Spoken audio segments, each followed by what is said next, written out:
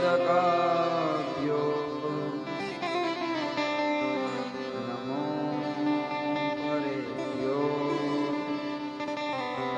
पदकाभ्यो शास्त्रे सिद्धे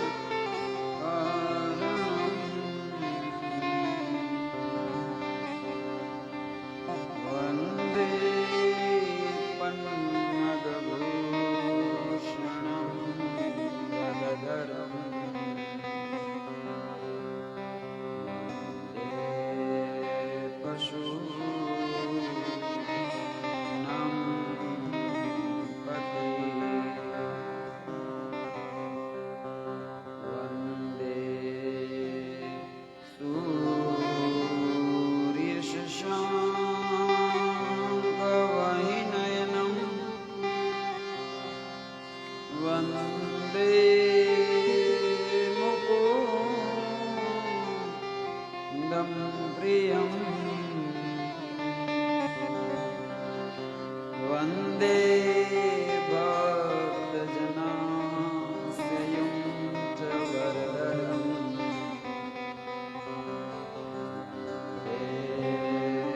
शिवं शङ्करं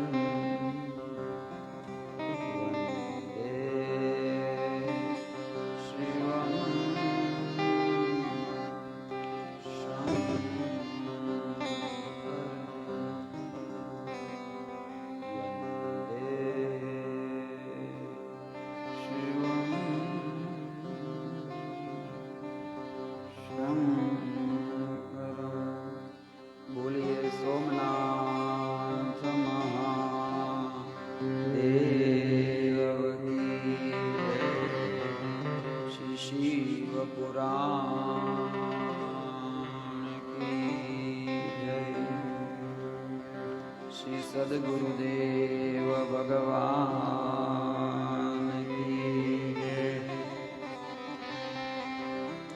श्री वसंतदास बाबानी जय।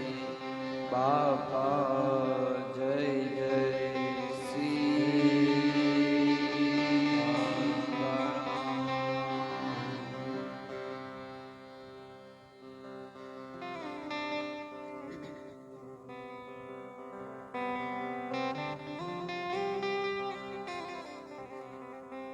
अति पवित्र एवा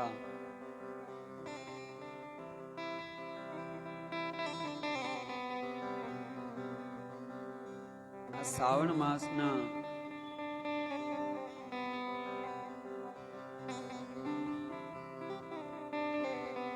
पवित्र प्रथम एकम अने सोमवारना दिवसे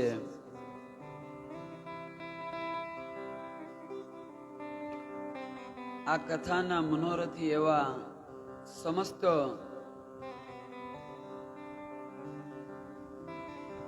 शिव शक्ति सत्संग महिला राजुला द्वारा आ भगवान महादेवना पवित्र श्रावण मास में सर्वलोकनु मंगल करनारू पावन करनारू त्रिभुवन ने शुद्ध करनारू एवं आ सप्त दिवस 9 दिवसनु आ शिव महापुराण ना मंगलमय प्रारंभ में अहींया स्थापित करेला आवा ही स्थापित पूजित देवताना चरणों में हूँ वंदन करूं छू। વાંગમય સ્વરૂપે શ્રી શિવ મહાપુરાણના ચરણોમાં હું વંદન કરું છું. પૂજ્ય બજરંગદાસ બાપાના ચરણોમાં હું વંદન કરું છું.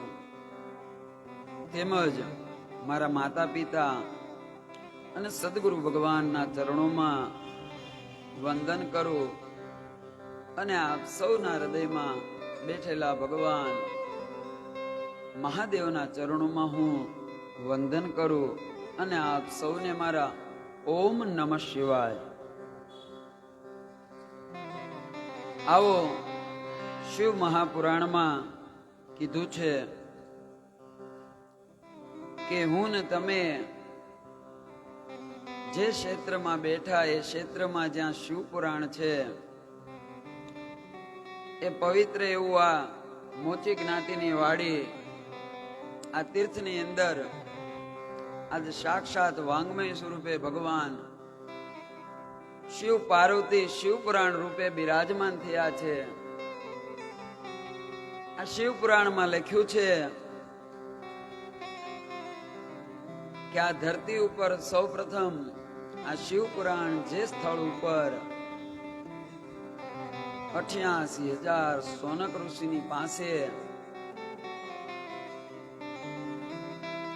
સૂતજીએ આ કથાનું વિસ્તાર પૂર્વક સોનકાદી ઋષિઓને માધ્યમ બનાવી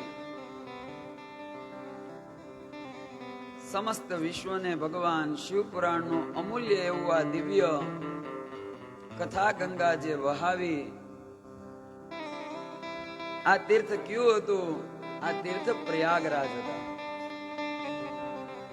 આ સર્વ તીર્થોના રાજા કોઈ હોય ને તો એ પ્રયાગ છે. પ્રયાગની અંદર આવી બધા તીર્થો મળે છે. તેથી આવો આપણે પણ બધા મનથી આ સ્થાન પ્રયાગ બને અને અહીંયા બધા તીર્થો સાથે ભગવાન બિરાજમાન થાય. આ શિવ પુરાણમાં લખ્યું છે આપણે જે તીર્થને યાદ કરવી એ તીર્થની અંદર કથા સાંભળવાનું મને તમને પુણ્ય મળે છે. તો જે પાવન ગંગા કાલિંદીના તટ ઉપર 88,000 સોનકાદી ઋષિઓની સાથે સૂતજીએ આ શિવ પુરાણની કથા ગંગા જે વહાવી, જે આ ધરતીના પ્રત્યેક ખંડની અંદર આવી જીવ માત્રને શિવમય બનાવ્યા. આવો આપણે પણ મનથી એ પ્રયાગની ધરતીને યાદ કરવી, પ્રયાગની ધરતીને વંદન કરવી. ધર્મ ક્ષેત્રે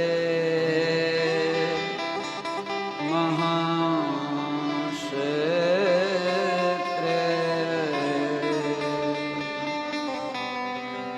ગંગા કાલિંદી સંગમે પ્રયાગંચ પરમ પુણ્ય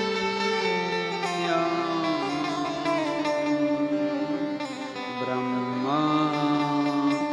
લોકે વર્ધનમ બ્રહ્મ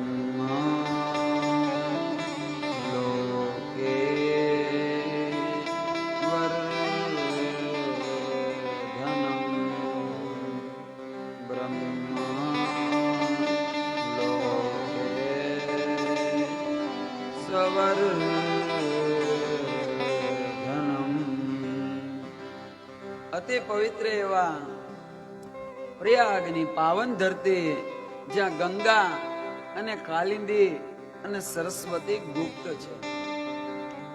આવા પવિત્ર સ્થાનની અંદર આ ભગવાન શિવ પુરાણનું મંગલમય પ્રારંભ સૂતજીએ કર્યું છે. ભગવાન શિવ પુરાણની કથા એ 5 સ્થાન ઉપર કેન્દ્રમાં ચાલે છે. જેમાં પ્રથમ ભગવાન શિવે સૌ પ્રથમ આ કથા માં ભગવતી પાર્વતીને કીધી.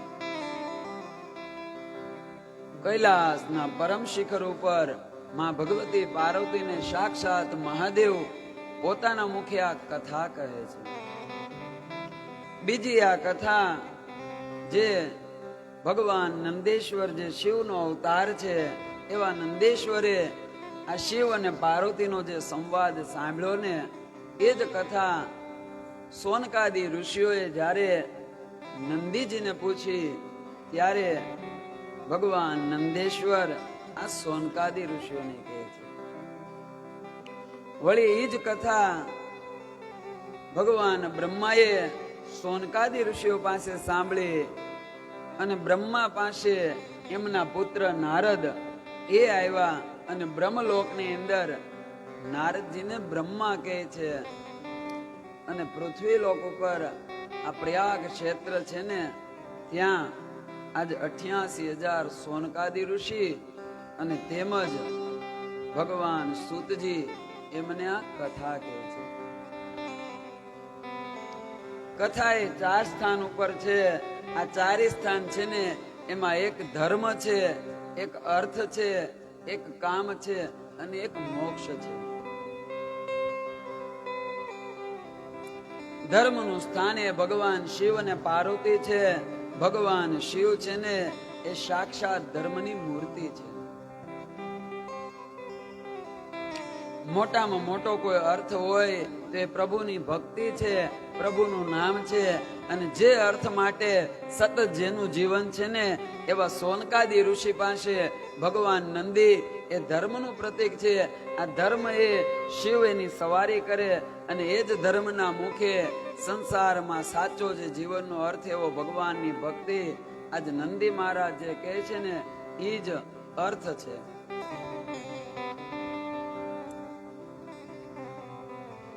વળી સર્વ કામનાને પૂર્ણ કરનારું આ નારદજી છે ને એ લોક કલ્યાણ માટે જીવે છે, લોકોની કામના માટે જીવે છે.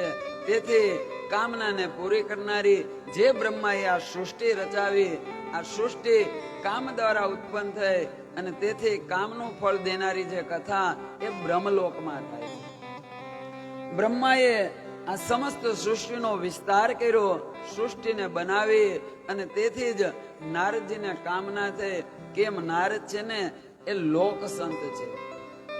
સનત કુમારોને લોકોની સાથે કોઈ નિસ્બત નથી, પણ આ નારદ છે ને એ તો મારા તમારા દુખે દુખી થાય છે. ભાગવતની કથા છે જ્યારે નારદજી વૈકુંઠમાં આવે અને સર્વ લોકોની અને સર્વ માનવતાની અતિ એવી પવિત્ર ધરતીની વાત સાંભળે અને નારદજી જ્યારે પૃથ્વી બને છે.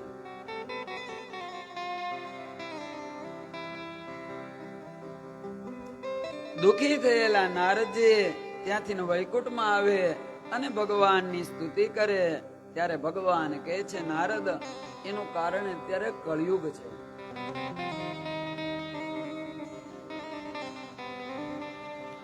જ્યારથી ભગવાન શ્રી કૃષ્ણ પોતાના સ્વધામ ગયા, ગૌલોકમાં ગયા, આ પૃથ્વી ઉપર દ્વાપરનો અંત આવ્યો અને કળિયુગનો પ્રારંભ થયો.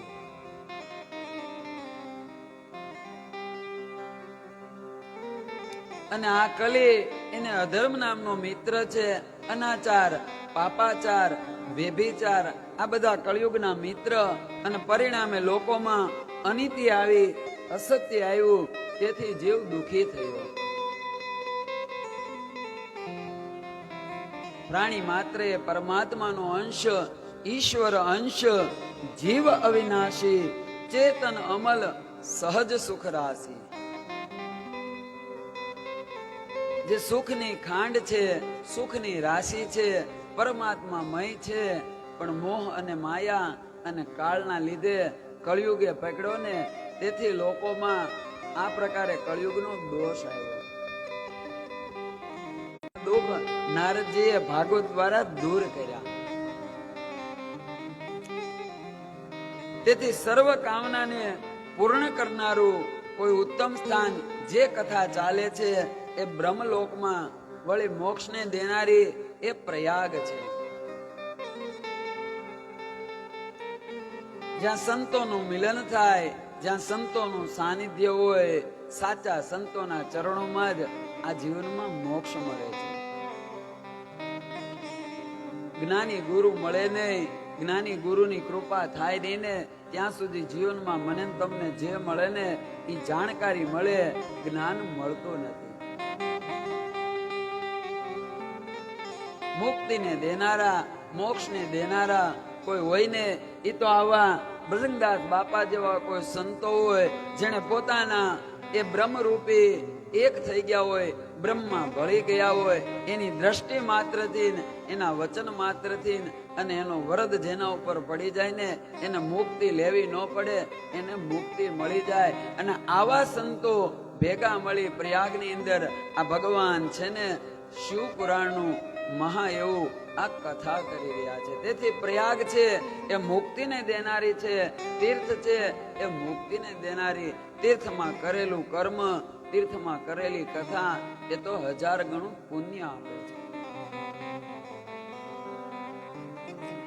અને 5મું સ્થાન એ આ મોચી જ્ઞાતિની પવિત્ર વાડી છે, જ્યાં સમસ્ત શિવ શક્તિ મહિલા મંડળ આ પવિત્ર શ્રાવણ માસ એમાં પણ પ્રથમ સોમવાર આ ભગવાનની કૃપા તો જોવો તમારા ઉપર, કેવું સારામાં સારું મુહૂર્ત આવ્યું. આજે પહેલા દિવસે આખું જગત શિવમય છે ને આ શિવ સાક્ષાત તમારા મસ્તક ઉપર આ તમારા મંડળમાં આવ્યા. અને ભગવાને તમે જોવો તો ખરા કેવી આગાહી હતી, છતાં પણ એક ટીપું પીડ્યું ની ધામધૂમથી વાતે ગાતે ભગવાન શિવ મારો ને તમારો મનોરથ પૂરો કર્યો. આ બતાવે છે તમારી ભક્તિ અને તમારા બધાનો ભાવ છે ને, તેથી ભગવાન આ બધું પૂરું કરે છે. બાકી નકર ફૂલ આગાહી હતી. મને કાલ એમ હતો કે કાલ કેમ થાય, એટલા કાળા ડબાંગ જેવા વાદળા, છતાં પણ કોઈને એક વરસાદ કાંઈ આવ્યો નહીં ને નિર્વિઘ્ન આપણે પરિપૂર્ણ અહીંયા આવ્યા. આ તમે આ 30મી કથા છે ને એટલા વર્ષોથી જે ભગવાનના ગુણ ગાયા ને એનું ફળ આજે હાલી આ શ્રાવણ મહિનાના પવિત્ર સોમવારે તમારા મંડળ ઉપર આવ્યું છે. તેથી હું પણ તમને હૃદયથી બધાને વંદન કરું. આવી જ રીતે હરિના ગુણ ગાતા ગાતા ભગવાનનું નામ લેતા લેતા તમે લોક કલ્યાણ અને લોક મંગલના કાર્ય કરતા આવ્યો. શિવ પુરાણમાં લખ્યું છે કે આ શિવ પુરાણનું માત્ર કોઈના મનમાં વિચાર આવે ને કે અમારે શિવ પુરાણ શ્રવણ કરવું છે, તો પણ શિવ પુરાણમાં કીધું એના જન્મ જન્મના પાપ છે ને એ બળીને ભસ્મીભૂત થાય છે. પ્રત્યેક જીવ એ શિવ સુધીની યાત્રા છે. તેથી તો જીવ આવે છે 84 લાખના આ બંધનમાં, અને એમાંથી પુનરપી જન્મ પુનરતી મરણમ, આ માતાના ઉદરમાં આવે, માતાના ઉદરમાંથી જન્મ લે, વળી પાછો ધરતી ઉપર આવે, વળી ધરતીમાં કર્મ કરે અને વળી પાછો કર્મના ફળ સ્વરૂપે મૃત્યુ પામે. અને આ રીતે 84 લાખમાં ફરતો રહે. પણ એ જીવને શિવ સુધી પહોંચવું અને જો કોઈ શિવનું સાધન હોય ને એ તો આ પવિત્ર શ્રાવણ માસ છે. તેથી કથા જ્યારે પણ હોય ને આ ધરતી ઉપર કોઈ પણ સ્થાન ઉપર આપણી બધી કથા પ્રથમ 4 સ્થાન ઉપર એ દેવસ્થાન છે, અને 5મું સ્થાન જે સ્થાન ઉપર કથા બેઠી હોય ને આ પંચ પરમેશ્વર ભગવાન શિવ છે ને એને પણ 5 મુખ છે. આ ધરતીના 5 તત્વો છે. આ મારું તમારું શરીર છે ને એ પણ 5 તત્વોનું બન્યું: અગ્નિ, જળ, વાયુ, તેજ અને પૃથ્વી. ભગવાન શિવની કથા જ્યાં પણ થાય ને એ 5 તત્વને શુદ્ધ કરનારી છે, પવિત્ર કરનારી છે અને સર્વ પ્રકારે જીવને શિવ સુધી લઈ જનારી છે. તેથી અતિ એવું આ દિવ્ય શિવ પુરાણનું આજે મારા તમારા સદભાગથી, મારા તમારા પુણ્યના ફળ સ્વરૂપે આ જગતમાં બધું કર્મથી મળે છે, એક જ ભગવાનની કૃપાથી મળે, અને તે છે ભગવાનની ભક્તિ અને ભગવાનની કથા. આ કેવલ અને કેવલ ભગવાનની કૃપાથી મળે છે. કૃપા વગર ભગવાનની કથા કહેવાતી પણ નથી, સંભળાતી પણ નથી, અને ભગવાનની કથા થાતી પણ નથી. જેમના હજારો વર્ષોના તપ ભેગા થાય અને એ તપના ફલ સ્વરૂપે સદગુરુની કૃપા થાય અને જેના હૃદયમાં ભગવાનની ભક્તિ પ્રગટ થાય ને એમને જ ભગવાનની કથા સાંભળવાનો, કહેવાનો, કરાવવાનો વિચાર આવે છે. તમારા બધાની ભક્તિ અને ભાવના લીધે પવિત્ર શ્રાવણમાં આ ભગવાનની કથા જ્યાં થાય ને એના એમ કહેવાય છે 400 ગામની અંદર એ સ્થાનને ભગવાન શિવપુરાણની કથા પવિત્ર કરે છે, શુદ્ધ કરે છે. તેથી એ 400 ગામના સમસ્ત વિશ્વને મંગલ કરનારી એવી આ પાવન આ મોચી જ્ઞાતિની વાડીએ આજે મંગલમય કથા આ શિવપુરાણ એને મહાપુરાણ કહેવાય. 18 પુરાણ છે ને એમાં કોઈની પાછળ મહાશબ્દ નથી લાગ્યો. આ એક શિવ પુરાણ છે ને એની પાછળ જ મહાશબ્દ લાગ્યો. બીજાને દેવ કહેવાય પણ ભગવાન શિવ છે ને એને મહાદેવ કહેવાય. બીજાનો પ્રસાદ એને પ્રસાદ કહેવાય પણ શિવનો પ્રસાદ એને પ્રસાદ ન કહેવાય, એને મહાપ્રસાદ કહેવાય.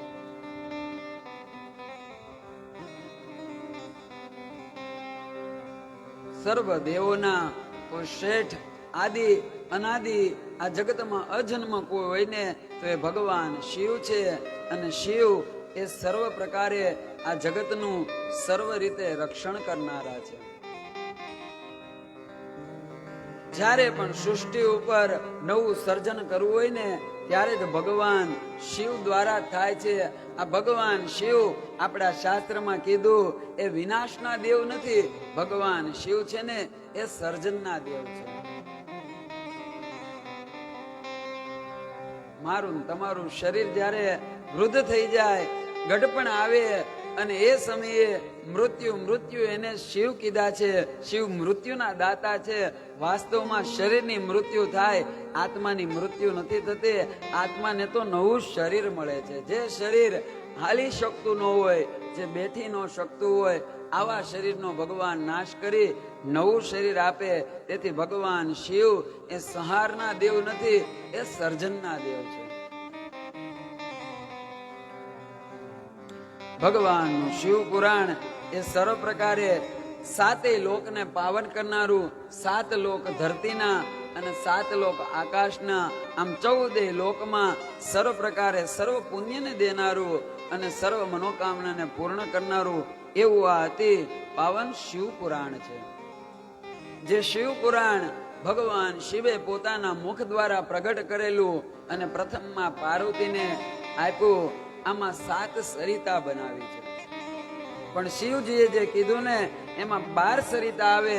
પણ પછી ભગવાને જયારે એનું નિર્માણ કર્યું, 1 લાખ શ્લોક કર્યા હતા, ત્યારે ભગવાનને થયું કે આ કળિયુગમાં 1 લાખ શ્લોક વાળું આ શિવ પુરાણ કોણ પૂરું કરશે.